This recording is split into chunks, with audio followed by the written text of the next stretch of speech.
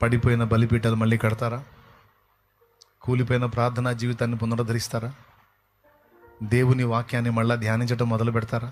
ఇష్టంగా రండి, దేవుని పాదాలు పట్టుకొని క్షమాపణ కోరుకుందాం. రండి, నాతో ముఖాముఖి మాట్లాడావు తండ్రి. ఈరోజు స్పష్టంగా మాట్లాడావు. మొదట నాకుండినటువంటి ప్రేమ, భక్తి, ఆత్మీయత, ప్రార్థన, విశ్వాసము, ధ్యానం అన్నీ కోల్పోయాను. ఈరోజు ముక్కుసూటిగా నాతో స్ట్రైట్గా మాట్లాడినందుకు నీకు వందనాలు నా తండ్రి, వందనాలు వందనాలు అంటూ దేవుడు నీతో మాట్లాడితే దేవుని కృతజ్ఞతలు చెప్పు. మోకాళ్ళు వేసి అడుగు.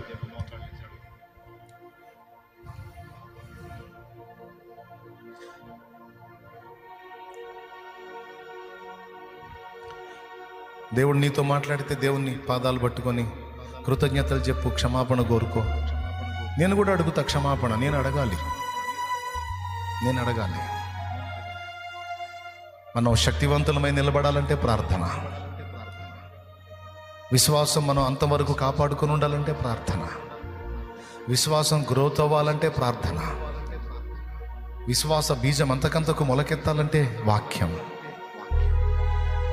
ఒకదానికొకటి ఎంత లింక్ అయి ఉందో చూడండి. నీ ప్రార్థనా జీవితాన్ని చల్లార్చాడు వాడు.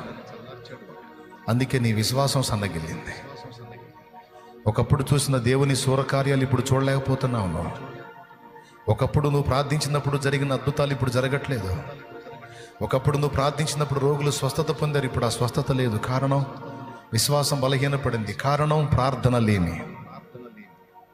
ఒకప్పుడు దెయ్యం గద్దిస్తే వెళ్ళిపోయింది శిష్యులు. ఒకప్పుడు ఒక్కడు గద్దిస్తే వెళ్ళిపోయింది దెయ్యం. ఇప్పుడు 9 మంది కలిసి గద్దించిన ఒక చిన్న పిల్లోడికి పట్టిన దెయ్యం వెళ్ళలా. ఎందుకు వెళ్ళలా? విశ్వాస విషయంలో బలహీనత. ఎందుకు వచ్చింది బలహీనత? ప్రార్థన లేమి.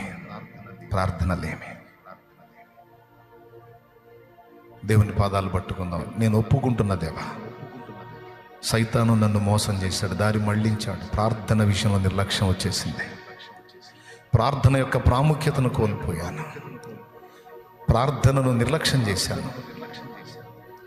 ప్రార్థనా జీవితంలో చాలా చల్లారాను. నేను క్షమాపణ అడుగుతున్నాను. నన్ను మళ్ళీ ఒక్కసారి దర్శించినందుకు నీకు వందనాలు, వెలిగించినందుకు నీకు స్తోత్రాలు. ఎంత లోపం జరుగుతుందో, ఎంత పొరపాటు జరుగుతుందో, పాపం ఎందుకు నన్ను గెలుస్తుందో నాకు ఇప్పుడు అర్థమైంది. పాపం ఎందుకు నన్ను జయిస్తుందో నాకు ఇప్పుడు అర్థమైంది.